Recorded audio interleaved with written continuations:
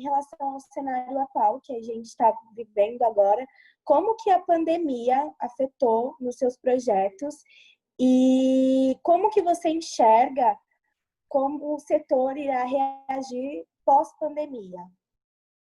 A pandemia afetou completamente a nossa atividade, porque a nossa atividade é coletiva. Set de filmagem, assim, zero, mínimo, tem no mínimo 6, 7 pessoas que são colocadas para ir para cá e para lá. Se for um documentário e não tiver estúdio, não tiver locação, são colocadas num transporte único para se deslocarem, isso já não pode. Entrar num set já não pode, enfim, tudo foi paralisado, completamente paralisado. Não só a atividade, mas também a atividade de produção, mas também a atividade de exibição, né? A cadeia inteira da nossa atividade foi paralisada. O que não foi penalizado, por outro lado, são as plataformas de vídeo on demand, né? Que você aluga filmes. E isso ao contrário, né? Porque acho que nunca se consumiu tantos filmes, tantas séries como agora. Novas experiências, além das grandes Amazon, Netflix e HBO, Now, novas experiências surgiram, né? Agora, a parte disso, a questão da falta de trabalho das pessoas, né, no cinema é muito grave.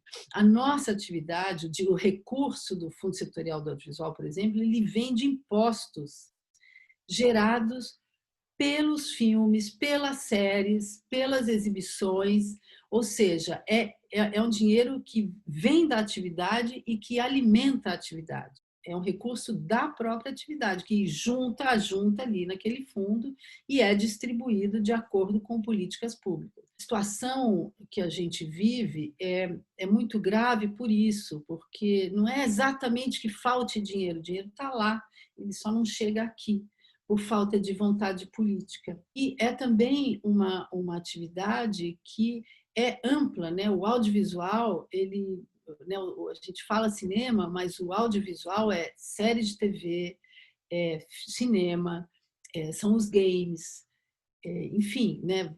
E toda a produção que vai direto para a plataforma. Isso tudo é a nossa atividade. Então, deixar e formar pessoas que trabalham nessa atividade custa muito à sociedade. Se você pensar de um jeito macro, quanto tempo você não leva para formar um fotógrafo, um diretor, um roteirista, um maquinista, um iluminador, uma figurinista, uma camareira? Sabe, não é assim. Então, a gente não pode deixar essas pessoas morrerem de fome ou irem para outra atividade. A gente tem que manter essas pessoas ali, porque isso vai passar daqui a um ano, sei lá quanto. Então, é muita sacanagem, sabe? Não permitir o acesso aos recursos. E já temos o futuro mais ou menos delineado que vai ser, e o passado? E a Cinemateca? Como está a briga para que se tenha a manutenção da Roquete Pinto na Cinemateca e esse acervo em segurança? Como que está isso, Tata? Olha, então, terça-feira teve um ato lá na Cinemateca justamente pedindo a imediata solução. A situação da Cinemateca está um imbróglio, exatamente esse imbróglio. Por quê?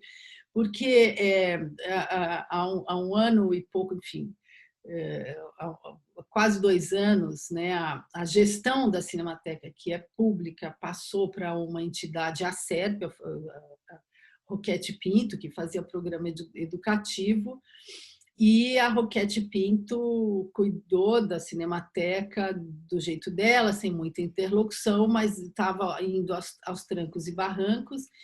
E esse contrato, o governo rompeu com esse contrato no final do ano passado, rompeu com a TV educativa e por tabela com a Cinemateca, e ficou tudo ao Deus dará, sem dinheiro.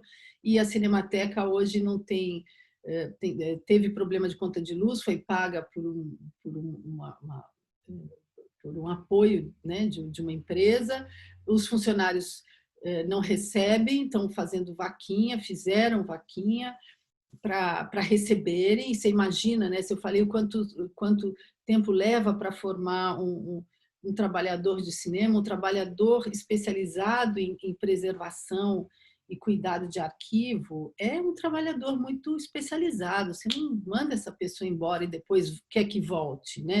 É um descaso total e absoluto com a memória da sociedade brasileira, porque a Cinemateca não é só que ela mantém o acervo do audiovisual brasileiro, a Cinemateca mantém a memória dos brasileiros. Esse é um bem da sociedade brasileira, né? E o governo que está lá, ele está lá para administrar, ele não é dono desse bem.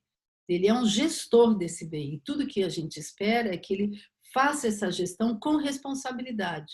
E a responsabilidade para com o acervo do tipo da Cinemateca é manter o acervo, é preservar o acervo, preservar a integridade e não permitir a refrigeração, não pagar a conta de luz e impedir a refrigeração desse acervo é criminoso, porque tem o material ali, nitrato, entra em autocombustão, se passar de uma temperatura, então é gravíssimo. É ativar o acervo, é permitir que essas imagens permaneçam no imaginário das pessoas, exibindo e também permitindo acesso, né? Você precisa fazer uma pesquisa para uma matéria, ou para um filme, ou para uma série de televisão, para uma reportagem, você precisa ter acesso àquelas imagens históricas, né? E para isso você precisa indexar, você precisa criar né, índices de informação, você precisa digitalizar, enfim. E você precisa também recuperar o acervo, porque ali na Cinemateca ainda tem muita coisa que está lá apenas depositada e que precisa de recuperação e digitalização, por exemplo, né?